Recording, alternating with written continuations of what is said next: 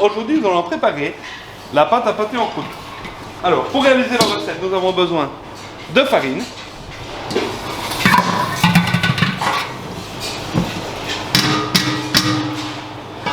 de beurre coupé en dés,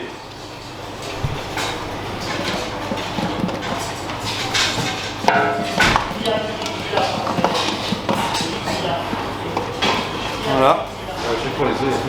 Et nous allons sabler la pâte.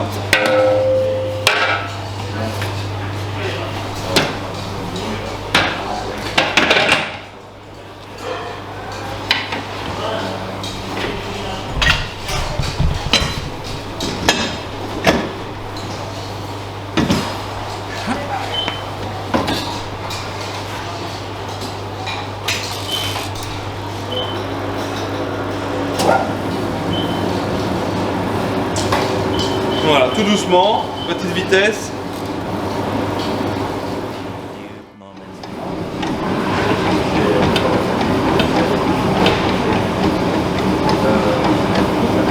Voilà, donc une fois qu'on commence à avoir le beurre qui se mélange avec la farine et avoir cet aspect un peu sablé, ensuite on va ajouter le sel.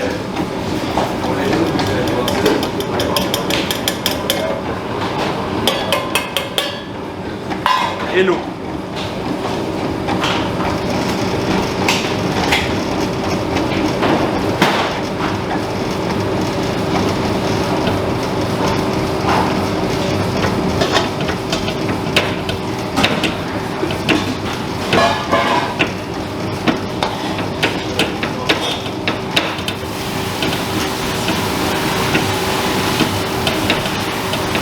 Et on termine, on va baisser un peu. Et on termine en ajoutant les jaunes d'œufs. Regardez le blanc.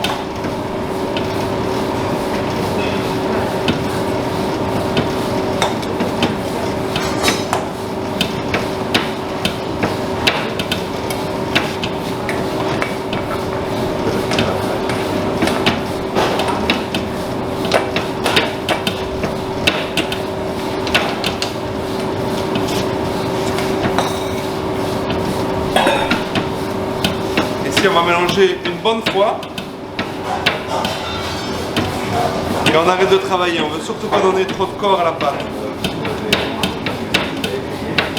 Mais rapprochement pour voir vraiment le...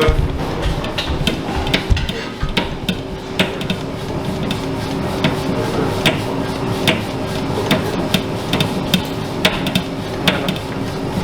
Ça c'est très bien, on arrête. Voilà, donc on l'a sorti. Vous voyez, c'est pas encore une pâte du tout homogène.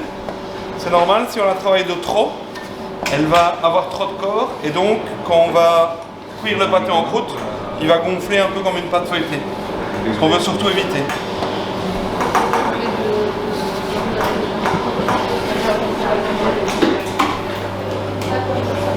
Quand on a quelque chose de plus ou moins dur comme ça, c'est suffisant, on va filmer ça et on continuera à le travailler dans 24 heures.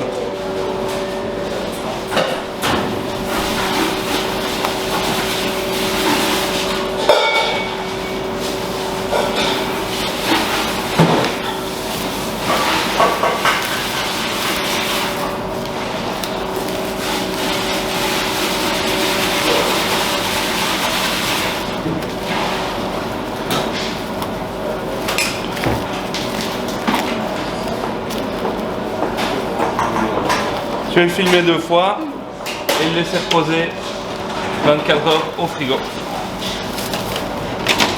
Voilà.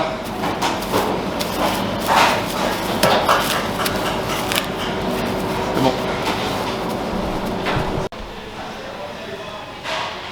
Bonjour, donc aujourd'hui on va préparer la pâte pour le pâté en croûte. Donc elle a été préparée 24 heures au préalable. Et ici on va la baisser à l'aide du laminoir.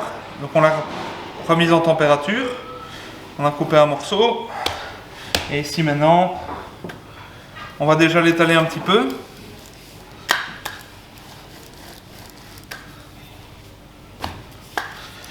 Dans les deux sens. Déjà aider un petit peu le laminoir à travailler.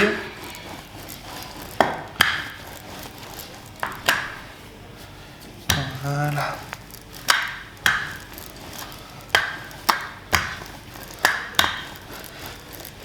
Quand même déjà faire assez large parce qu'une fois qu'on va l'étaler, elle a tendance à se rétrécir un petit peu.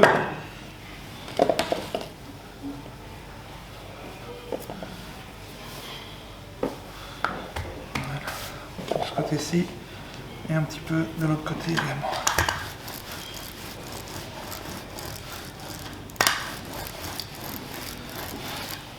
Voilà, on est parti pour le laminoir.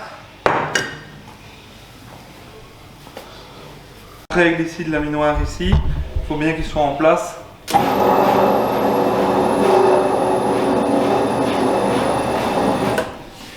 Et on va chaque fois avancer de 2.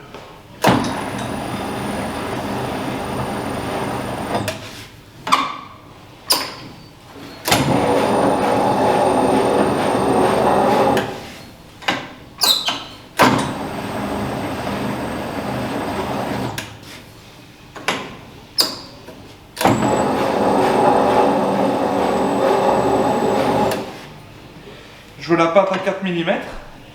Donc là j'arrive à 4. Et ici on va faire 2 passages.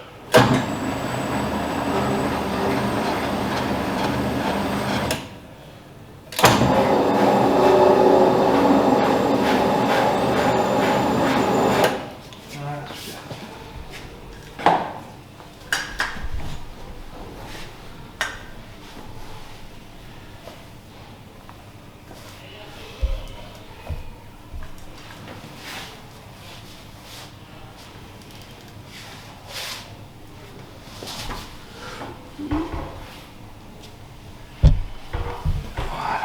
Pour la casser.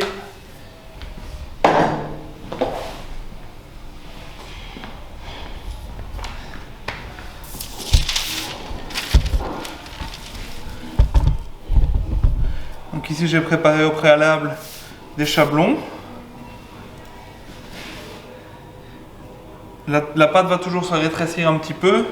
Donc on va couper vraiment encore un demi-centimètre en plus de chaque côté. Et alors on la retaillera juste avant de la dresser dans le moule à la taille qu'on désire.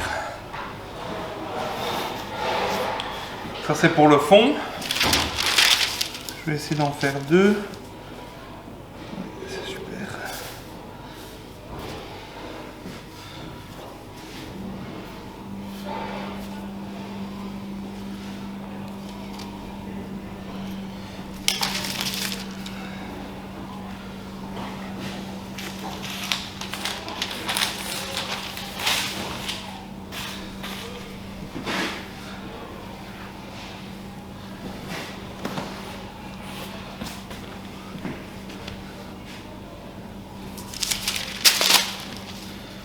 Ici j'ai pas assez pour faire les côtés, mais c'est pas grave.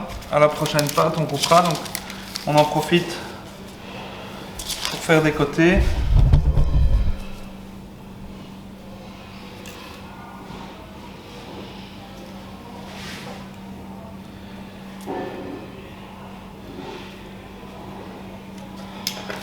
Voilà, même chose ici.